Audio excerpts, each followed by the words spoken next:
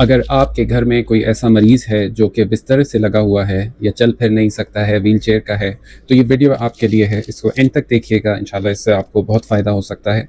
मेरा नाम डॉक्टर तलहा वकार है, मैं न्यूरोलॉजिस्ट हूँ और रावलपिंडी पाकिस्तान में प्रैक्टिस करता हूँ।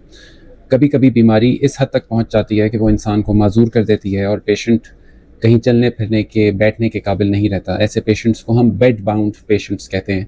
मेरी स्पेशलिटी यानी न्यूरोलॉजी में इस तरह की चीज़ ज़्यादा होती है, क्योंकि न्यूरोलॉजी के जो पेशेंट्स होते हैं उनमें फालिज के पेशेंट्स भी होते हैं, डिमेंशिया के पेशेंट्स भी होते हैं, उसके अलावा निसियान की बीमारी के पेशेंट्स भी होते हैं, पार्किंसंस डिजीज़ के पेशेंट्स होते हैं। ये सारी बीमारियां जब एडवांस्ड स्टेज में या फालिज शदीद हद का हो तो वो ये पेशेंट्स को मुकम्मल माजूर कर सकते हैं, बिस्तर से लगा सकते हैं। और इसी वजह से ये वीडियो उन पेशेंट्स के लिए है जिनकी सारी ख्याल, सारी निगहदाश्त बिस्तर पे हो रही हो। मैं चंद पॉइंट्स बताऊंगा जो कि ज़रूरी हैं ऐसे पेशेंट्स की अच्छा केयर करने के लिए। सबसे पहली बात, क्योंकि जब इंसान बिल्कुल फ्लैट लेटा हुआ होता है, सीधा लेटा हुआ होता है, तो उसका सर भी नीचे होता है और ऐसी सूरत में लुआब या अपना ही गले से थूक या रेशा वगैरह सांस की नाली में जाने का ज़्यादा ख़तरा होता है। तो हम हॉस्पिटल में भी ये चीज़ करते हैं कि जो सर की साइड होती है बिस्तर की, उसको थोड़ा ऊंचा रखते हैं, तकरीबन 30 डिग्री पर रखते हैं। ठीक है, अगर ये टांगें फ्लैट हैं तो सर की साइड थोड़ी सी ऊंची, तकरीबन जिस तरह मेरी उंगलियां मेरे बाकी हथेली के निस्बत हैं 30 डिग्री पे, तो सर ऊंचा रखने से रेशा सांस की नाली में जाने के चांसेस कम होते हैं। उसके अलावा ये ज़रूरी होता है कि जो बिस्तर पे लगे हुए पेशेंट्स हों उनकी हर 2-2 घंटे के बाद करवटें होनी चाहिए। करवटें कराने से फ़ायदा ये होता है कि कमर पे या बटक्स के ऊपर या एड़ी के ऊपर ज़ख़म नहीं बनता, जिसे हम बेड सोर या प्रेशर सोर्स कहते हैं। बेड सोर और प्रेशर सोर ख़ासतौर पे शुगर के मरीज़ों में ठीक होना बहुत मुश्किल होता है। एक बहुत मुश्किल बीमारी है जिससे आप डील नहीं करना चाहते, और अगर आप उससे बचना चाहते हैं तो अपने पेशेंट को हर 2-2 घंटे के बाद या उससे कम टाइम में भी करवट कराएँ। कभी दाईं करवट, बाएँ करवट, और कभी उठा के बिठाएं अगर वो तरह से बैठ सकते हैं तो। और इससे जो है ना, एक जगह पर प्रेशर ज़्यादा देर तक पड़ने के चांसेस कम होते हैं, प्रेशर सोर्स बनने के चांसेस कम होते हैं। लोग समझते हैं कि एयर मैट्रेस बिछा के वो इस ज़रूरत से आज़ाद हो जाते हैं। ऐसी बात बिल्कुल नहीं है। एयर मैट्रेस करवटों का मुतबादिल नहीं है। अगर एयर मैट्रेस आपने लगाया भी है अपने पेशेंट के लिए तो फिर भी उनको 2 घंटे या इससे कम टाइम में नई करवट कराने की ज़रूरत है। उसके बाद बहुत सी दफ़ा, क्योंकि ऐसे मरीज़ ज़्यादा बीमार भी होते हैं, उनको इन्फेक्शंस भी होती रहती हैं, तो इन पेशेंट्स को एंटीबायोटिक्स की ज़रूरत पड़ सकती है, आईवी फ्लूइड्स की ज़रूरत पड़ सकती है।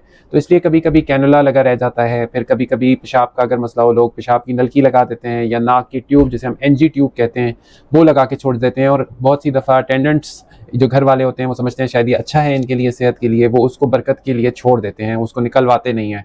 हालांकि एक डॉक्टर ये जानता है कि जिस्म अल्लाह ताला ने इस तरह बनाया है कि इसमें फ़ौरन बॉडी, बाहर की चीज़ जिस्म पसंद नहीं करता, उसके अगेंस्ट फाइट करता है, जंग करता है और उसको अपने से निकालने की कोशिश करता है।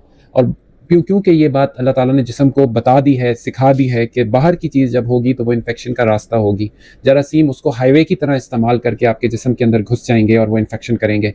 तो इस वजह से जिस वक्त भी किसी आईवी लाइन की या ट्यूब, पेशाब की नलकी हो या एनजी ट्यूब हो, उसकी ज़रूरत ना हो तो उसको निकलवाना चाहिए अपने डॉक्टर के मशवरे के साथ। उसको गैर ज़रूरी रखना फ़ायदेमंद नहीं बल्कि नुकसानदेह होता है। उसके अलावा ये कि अगर आपका पेशेंट, ज़ाहिर बात है उनको ग़िज़ा की ज़रूरत भी है, तो उनको खिलाने पिलाने का अमल आपको सीधा बिठा के करना चाहिए। अगर ये बेड का सरफेस है तो उनकी कमर इस तरह सीधी होनी चाहिए ताकि सांस की नाली में जाने के चांसेस कम हो जाएं।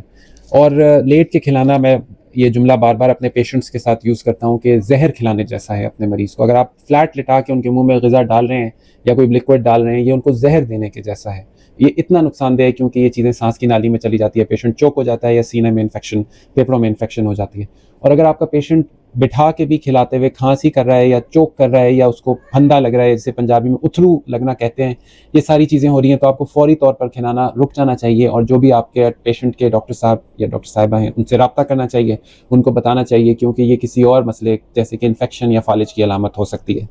फिर उसके बाद ये किसी के लिए भी ये बात अप्लाई करती है, चाहे हमारे छोटे बच्चे हों या बड़ा मरीज़ हो जो बेड से लगा हो, उनको जल्द और बर वक्त सफाई की ज़रूरत है। अगर वो पेशाब या पखाना डायपर में करते हैं तो अगर ऐसा गंदगी हो गई है उसको फौरी तौर पर सफाई की ज़रूरत है, क्योंकि पखाना भी गीला होने की वजह से कमर से लग के जल्द को नुकसान पहुंचा सकता है, डैमेज कर सकता है और इन्फेक्शन का रिस्क उसके साथ हो सकता है, क्योंकि पखाने में जरासीम होते हैं।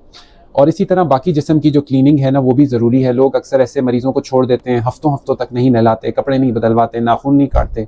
तो जिस तरह हमें अपनी जो सेहत वाली ज़िंदगी है उसके अंदर सफाई की ज़रूरत होती है, उसी तरह एक मरीज़ को भी सफाई की ज़रूरत होती है। तो बराए करम अपने डॉक्टर से मशवरा करके, इजाज़त लेके अगर आपके मरीज़ को कुछ और नहीं तो हफ्ते में कम से कम एक दफ़ा सफाई की ज़रूरत है, नहलाने की अगर इजाज़त है आपके डॉक्टर साहब की तरफ से तो ज़रूरत है, और डॉक्टर साहब से इजाज़त लेके ऐसा ज़रूर करें। सफाई निस्फ़ ईमान है, सफाई की जिस तरह सेहतमंद लोगों को ज़रूरत है, मरीज़ों को ज़रूरत भी है।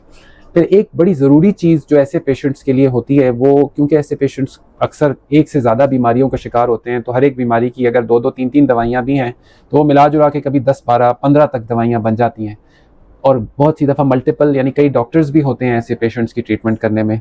तो पाकिस्तान जैसे मुल्क में जहाँ पे डॉक्टर के पास बहुत बर्डन होता है, बहुत से मरीज़ देखने होते हैं, तो अक्सर उनके पास टाइम नहीं होता कि वो सारा मेडिकेशन रिव्यू करें, देखें कि बाकी डॉक्टरों ने क्या लिखा है, मैंने क्या लिखा है। वो सिर्फ अपनी दवा देख के अपनी बीमारी को ट्रीट करके फिर अगले मरीज़ की तरफ चले जाते हैं। ऐसा इल्ला माशाअल्लाह, ऑफ कोर्स इसकी एक्सेप्शंस हैं, लेकिन बहुत सी जगह मैंने ऐसा होता हुआ देखा है। तो आप मेहरबानी अपने मरीज़ के साथ, डॉक्टर के साथ नहीं, मरीज़ के साथ ये कर सकते हैं कि आप एक लिस्ट प्रिपेयर कर लें कंप्यूटर में या मोबाइल में, जिसमें दवा का नाम, उसकी डोज और उसकी जितने टाइम आपने वो दवा देनी है दिन में, उसको ये सारा कुछ लिखा होता है। इससे आपके डॉक्टर के लिए आसानी होगी, वो जल्दी से मेडिकेशन रिव्यू करेगा और गैर ज़रूरी और डबल दवा लिखने से उसका जो है ना आपके मरीज़ की बचत हो जाएगी।